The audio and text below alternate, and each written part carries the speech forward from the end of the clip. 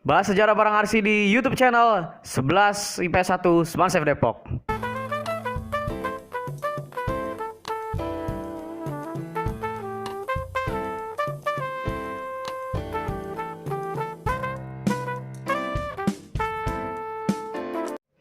Assalamualaikum warahmatullahi wabarakatuh teman-teman. Selamat malam.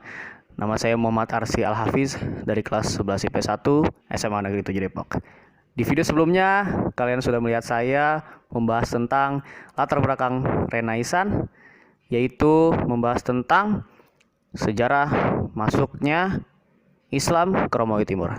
Nah, sekarang saya akan membahas tentang sejarah reformasi gereja. Nah, untuk teman-teman yang sudah lihat video saya sebelumnya yang membahas tentang sejarah masuknya Islam ke Romawi Timur, sekarang teman-teman bisa lihat saya akan membahas tentang sejarah reformasi gereja. Sebelum teman-teman nonton, jangan lupa teman-teman like, komen, share ke teman-teman kalian, dan subscribe video ini di channel 11 IPS 1 Smansef Depok. Nah, untuk membahas lebih dalam lagi tentang reformasi gereja, yang kalian perlu tahu yaitu adalah latar belakangnya dari reformasi gereja. Atau kita bahas pengertiannya dulu, oke? Oke, reformasi gereja itu apa sih? Nah, reformasi gereja itu adalah upaya perbaikan dan kembali pada ajaran gereja yang lurus. Gerakan reformasi ini berupa sikap kritis terhadap penyimpangan-penyimpangan yang dilakukan oleh pihak gereja Katolik pada waktu itu. Oke, selanjutnya adalah latar belakang dari reformasi gereja yang perlu kalian ketahui juga.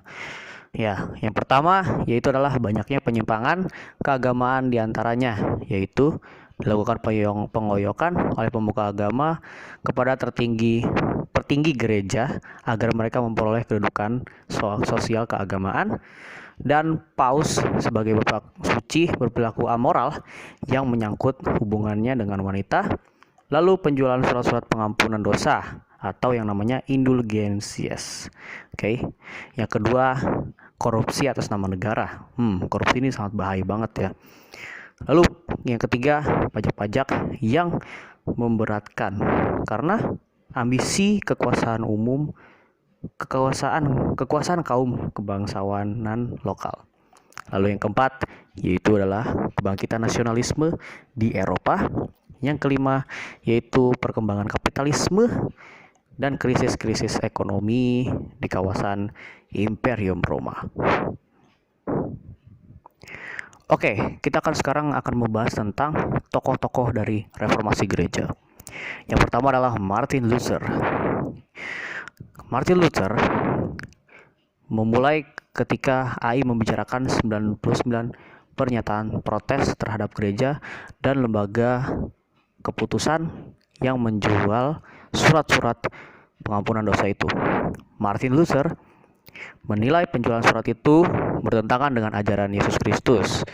Pembelian surat itu tidak boleh dipaksakan, harus berdasarkan atas kesukarelaan. Nah, di sini kita juga tahu ya alasan mengapa Martin Luther ini melakukan penggerakan dari reformasi gereja. Nah, selain itu Luther juga menolak tradisi keagamaan yang sudah berlangsung ratusan tahun lamanya. Jadi dia itu kayak merusak atau menolak ya tradisi dari keagamaan yang sudah berlangsung lama. Selanjutnya yang kedua yaitu adalah Johannes Calvin.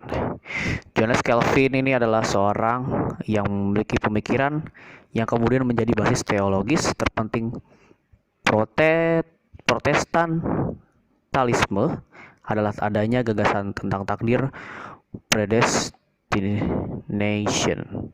Takdir manusia menurut Calvin telah ditentukan oleh Tuhan. Manusia yang selamat atau celaka di dunia dimanapun di akhirat kelak memang telah ditulis nasibnya.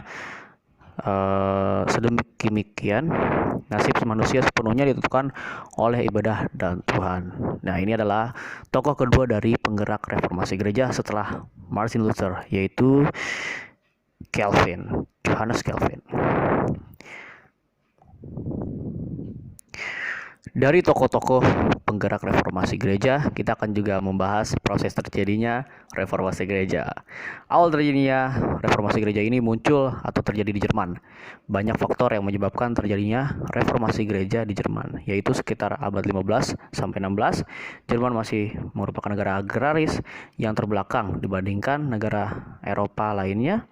Kuatnya pengaruh Katolisme yang bersifat konservatif di Jerman, banyaknya juga penjualan surat-surat pengampunan dosa ya di Jerman, melebihi negara Eropa lainnya.